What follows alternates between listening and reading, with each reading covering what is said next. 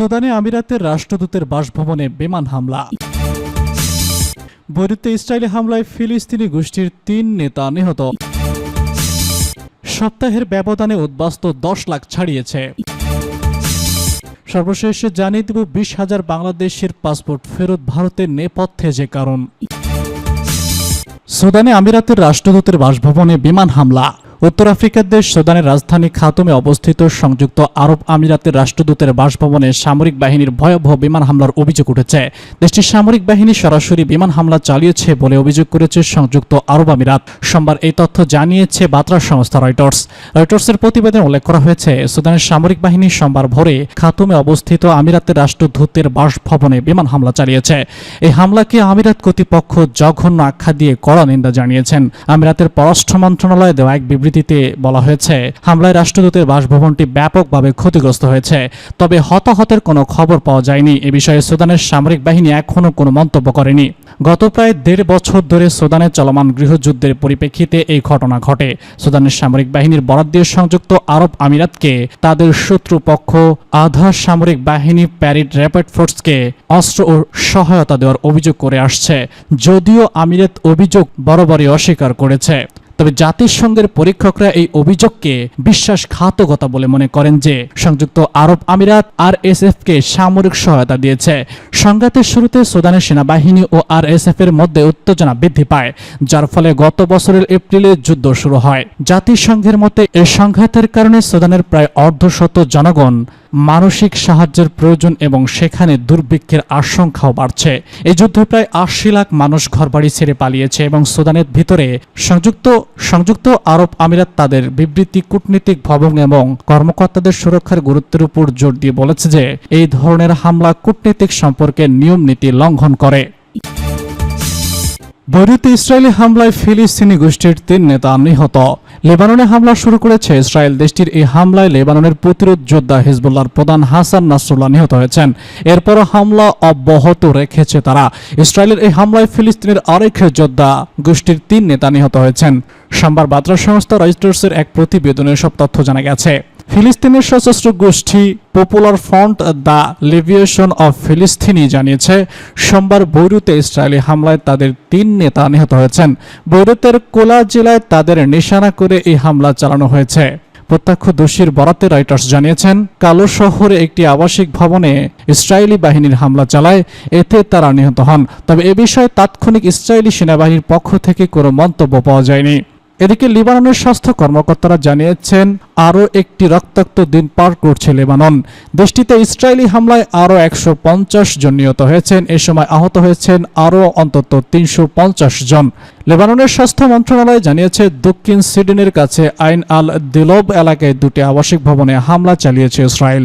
এতে অন্তত ৩২ জন নিহত হয়েছেন। ইসরায়েলের হামলা করা এই ভবনে অনেক বাস্তুচ্যুত পরিবার আশ্রয় নিয়েছিলেন। লেবানন ছাড়াও ইয়েমেনের ২ বন্দরে হামলা চালিয়েছে ইসরায়েল। এতে ৩ প্রকৌশলী সহ অন্তত ৪ জন নিহত হয়েছেন। ইসরায়েলি সেনাবাহিনী জানিয়েছে, ইয়েমেনের বিদ্রোহী গোষ্ঠী হুতিদের নিশানা করে তারা ব্যাপক আকারে বিমান হামলা চালিয়েছে। এর ফলে গাজা লেবাননে ইসরায়েলি হামলার তীব্রতার পরিপ্রেক্ষিতে বৃহৎ আঞ্চলিক সংঘাতের আশঙ্কাও বেড়েছে। রোববার সেনাবাহিনী বিবৃতিতে বলা হয়েছে, ইয়েমেনের এই হামলায় যুদ্ধ বিমানের পাশাপাশি কয়েক ডজন অংশ নিয়েছে। পোর্ট এবং এয়ারক্রাফটে এই হামলা চালানো হয়েছে। হুতিদের সংশ্লিষ্ট আল মাসিরা টিভি সংস্থা কর্মকর্তাদের বরাত দিয়ে জানিয়েছে, ইসরায়েলের এই হামলায় অন্তত ৪ জন নিহত হয়েছেন। তাদের মধ্যে ১ জন বন্দরের কর্মী এবং ৩ জন বিদ্যুৎ প্রকৌশলী। জাতিসংঘের শরণার্থী বিষয়ক সংস্থা বরাতে বিবিসি জানিয়েছে, ইসরায়েলি এই হামলার কারণে লেবানন থেকে ৫০,০০০-এর বেশি মানুষ সিরিয়ায় আশ্রয় নিয়েছে। সংস্থাটির প্রধান বলেছেন, হামলার কারণে লেবাননের অভ্যন্তরে ২ লাখের বেশি মানুষ বাস্তুচ্যুত হয়েছেন। লেবানন ও সিরিয়া সরকারের সঙ্গে সমন্বয় করে জাতিসংঘে ত্রাণ কার্যক্রম চলছে। সপ্তাহের ব্যবধানে উদ্বাস্তু ১০ লাখ ছাড়িয়েছে। সশস্ত্র গোষ্ঠী হিজবুল্লাহর প্রধান হাসান নাসরুল্লাহকে হত্যার পরও লেবাননে বিমান হামলা অব্যাহত রেখেছে ইসরায়েল। এমনকি তারা আরও ভয়াবহ হামলার প্রস্তুতি নিচ্ছে। বেসামরিক নাগরিকদের জানমাল রক্ষায় যুদ্ধের কোনো নীতি ইহুদিবাদী রাষ্ট্রের প্রধানমন্ত্রী বেনিয়ামিন নেতানিয়াহু মানছে না। পরিস্থিতি এতটাই শোচনীয় যে মাত্র ১ সপ্তাহের ব্যবধানে লেবাননের উদ্বাস্তু ১০ লাখ ছাড়িয়েছে। দেশটির প্রধানমন্ত্রী আর বলছেন, ইসরায়েলের অব্যাহত বিমান হামলা ইতিমধ্যে লেবানন জুড়ে প্রায় ১ বিলিয়ন মানুষকে তাদের ঘরবাড়ি ছাড়তে বাধ্য হয়েছে। এটি এ যাবৎকালের সবথেকে বড় বাস্তুচ্যুতির ঘটনা। বৈরুতে হিজবুল্লাহ নেতা হাসান নাসরুল্লাহকে ইসরাইল হত্যার 2 দিন পর রোববার লেবাননের স্বাস্থ্য মন্ত্রণালয় আরও নিহতের খবর জানিয়েছে। সর্বশেষ তথ্যে রোববারের হামলায় 50 জনের বেশি লোক নিহত হওয়ার খবর দিয়েছে তারা। এদিকে হিজবুল্লাহর উত্তর অঞ্চলে আরও রকেট নিক্ষেপ করেছে, তবে এতে হতাহতের ঘটনা জানা যায়নি। বেশিরভাগ রকেট আইডিএফ এর প্রতিরক্ষা ব্যবস্থা সক্রিয়ভাবে শনাক্ত করে আকাশে ধ্বংস করে। ইসরায়েল বলেছে তারা ইয়েমেনে ইরান সমর্থিত হুদিদের সামরিক লক্ষ্যবস্তুতে বড় আকারের বিমান হামলা চালিয়েছে। বৈরুতের জন্য আরও ভয়াবহ দিন অপেক্ষা করছে। হিজবুল্লাহ সন্ত্রাসীদের নেতাদের ধ্বংস তারা করবেই।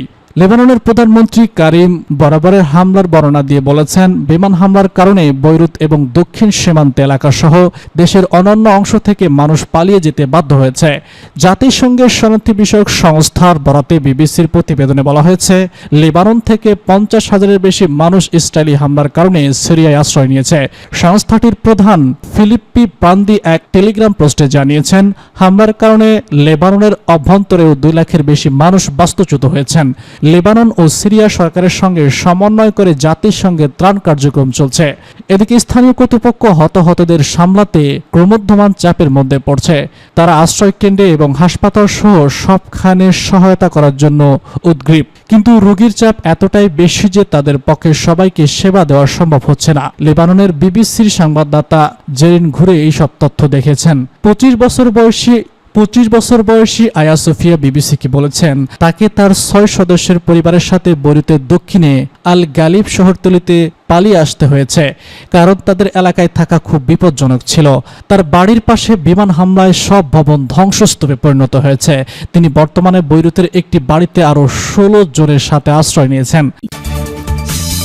সপ্তাহের ব্যবধানে উদ্বাস্তু 10 লাখ ছাড়িয়েছে। সশস্ত্র গোষ্ঠী হিজবুল্লাহ প্রধান হাসান নাসরুল্লাহকে হত্যার পরও লেবাননে বিমান হামলা অব্যাহত রেখেছে ইসরায়েল।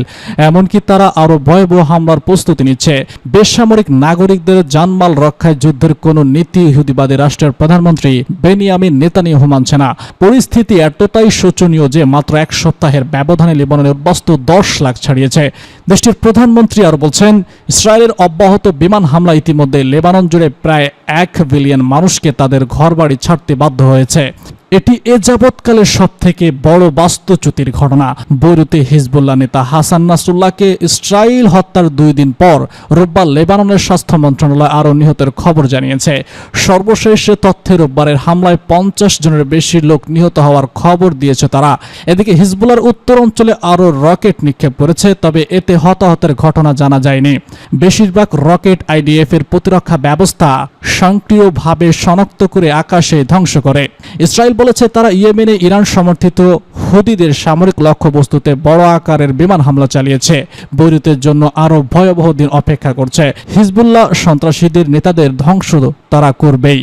লেবাননের প্রধানমন্ত্রী কারিম বরাবরের হামলার বর্ণনা দিয়ে বলেছেন, বিমান হামলার কারণে বৈরুত এবং দক্ষিণ সীমান্ত এলাকা সহ দেশের অন্যান্য অংশ থেকে মানুষ পালিয়ে যেতে বাধ্য হয়েছে। জাতিসংঘের শরণার্থী বিষয়ক সংস্থার বরাতে বিবিসির প্রতিবেদনে বলা হয়েছে, লেবানন থেকে 50,000-এর বেশি মানুষ ইসরায়েলি হামলার কারণে সিরিয়ায় আশ্রয় নিয়েছে। সংস্থাটির প্রধান ফিলিপ্পি প্রান্দি এক টেলিগ্রাম পোস্টে জানিয়েছেন, হামলার কারণে লেবাননের অভ্যন্তরেও 2 লাখের বেশি মানুষ বাস্তুচ্যুত হয়েছেন। লেবানন ও সিরিয়া সরকারের সঙ্গে সমন্বয় করে জাতিসংঘের ত্রাণ কার্যক্রম চলছে। এদিকে স্থানীয় কর্তৃপক্ষ হতাহতদের সামলাতে ক্রমবর্ধমান চাপের মধ্যে পড়ছে। তারা আশ্রয় কেন্দ্রে এবং হাসপাতাল সহ সবখানে সহায়তা করার জন্য উদ্গ্রীব, কিন্তু রোগীর চাপ এতটাই বেশি যে তাদের পক্ষে সবাইকে সেবা দেওয়া সম্ভব হচ্ছে না। লেবাননের বিবিসির সংবাদদাতা জেরিন ঘুরে এইসব তথ্য দেখেছেন। 25 বছর বয়সী আয়া সোফিয়া বিবিসিকে বলেছেন, তাকে তার 6 সদস্যের পরিবারের সাথে বৈরুতের দক্ষিণে আল গালিব শহরতলিতে পালিয়ে আসতে হয়েছে, কারণ তাদের এলাকায় থাকা খুব বিপজ্জনক ছিল। তার বাড়ির পাশে বিমান হামলায় সব ভবন ধ্বংসস্তূপে পরিণত হয়েছে। তিনি বর্তমানে বৈরুতের একটি বাড়িতে আরও 16 জনের সাথে আশ্রয় নিয়েছেন। 20,000 বাংলাদেশির পাসপোর্ট ফেরত ভারতের নেপথ্যে যে কারণ। 20,000-এর বেশি বাংলাদেশের পাসপোর্ট ফেরত দিয়েছে ভারত। ঢাকাস্থ ভারতীয় হাইকমিশন এসব পাসপোর্ট ফেরত দিয়েছে। ভিসার জন্য বিক্ষোভ ও হুমকির জেরে এমন পদক্ষেপ নেওয়া হয়েছে। সোমবার ভারতীয় গণমাধ্যম টাইমস অফ ইন্ডিয়ার এক প্রতিবেদনে এসব তথ্য জানা গেছে। গত আগস্টে ছাত্র জনতার অভ্যুত্থানে পদত্যাগ করে দেশ ছাড়েন সাবেক প্রধানমন্ত্রী শেখ হাসিনা। এরপর থেকেই ভারতীয় ভিসা পরিষেবা বন্ধ রাখা হয়েছে। অনির্দিষ্টকালের জন্য বাংলাদেশি নাগরিকদের ভিসা পরিষেবা বন্ধ রাখার আবেদনকারীরা কার্যত অচল অবস্থার মধ্যে পড়েছেন। ভারতের পররাষ্ট্র মন্ত্রণালয় জানিয়েছে, আপৎকালীন এবং চিকিৎসার প্রয়োজন ছাড়া বাংলাদেশিদের আপাতত ভিসা দেওয়া হচ্ছে না। রণধীর পাল বলেছেন, আপাতত বাংলাদেশিদের চিকিৎসা এবং জরুরি প্রয়োজনে ভিসা দেওয়া হচ্ছে। বাংলাদেশের পরিস্থিতি যখন স্বাভাবিক হবে তখন পূর্ণ মাত্রায় কাজ শুরু করবে এবং ভিসা প্রদান স্বাভাবিক হবে। টাইম অফ ইন্ডিয়ার প্রতিবেদনে বলা হয়েছে, বর্তমানে সীমিত পরিসরে জরুরি আবেদনগুলো প্রক্রিয়াকরণ করা হচ্ছে। এছাড়া কিছু আবেদনও প্রক্রিয়াকরণ করা হচ্ছে। এগুলো হলো মেডিকেল ইমার্জেন্সি স্টুডেন্ট ভিসা এবং দ্বিতীয় দেশে ভ্রমণের জন্য প্রয়োজনীয় ডাবল এনডিপি ভিসা। প্রতিবেদনে বলা হয়েছে, বাংলাদেশে ভারতীয় ভিসা আবেদন কেন্দ্রগুলোর বেশিরভাগ বন্ধ রয়েছে। হতাশাগ্রস্ত অনেক আবেদনকারী হাই কমিশনে ইমেল করছেন। এমনই ইমেল ক্ষমতাচ্যুতদের হুমকি দেওয়া হয়েছে। ভারতীয় এই সংবাদ মাধ্যম জানিয়েছে, বাংলাদেশে কূটনীতিক মিশনের ঘাটতি থাকায় অন্যান্য দেশের বিশেষ ইউরোপের ভিসা পেতে বাংলাদেশিদের প্রায়শই ভারতের উপর নির্ভর করতে হয়। এছাড়া দুর্গাপূজায় ঘনিয়ে আসায় ভিসার আবেদন উল্লেখযোগ্য হারে বেড়েছে। প্রতিবেদনে বলা হয়েছে, দুই দেশের মধ্যকার কার্যক্রম উত্তেজনার ফলে দূতাবাস সতর্ক অবস্থানে রয়েছে। এছাড়া ভিসা দেওয়ার ক্ষেত্রেও তারা সতর্ক অবলম্বন করছে। তবে উভয় দেশের সরকারের পরিস্থিতি স্বাভাবিক করতে চেষ্টা চালিয়ে যাচ্ছে বলেও প্রতিবেদনে উল্লেখ করা হয়েছে।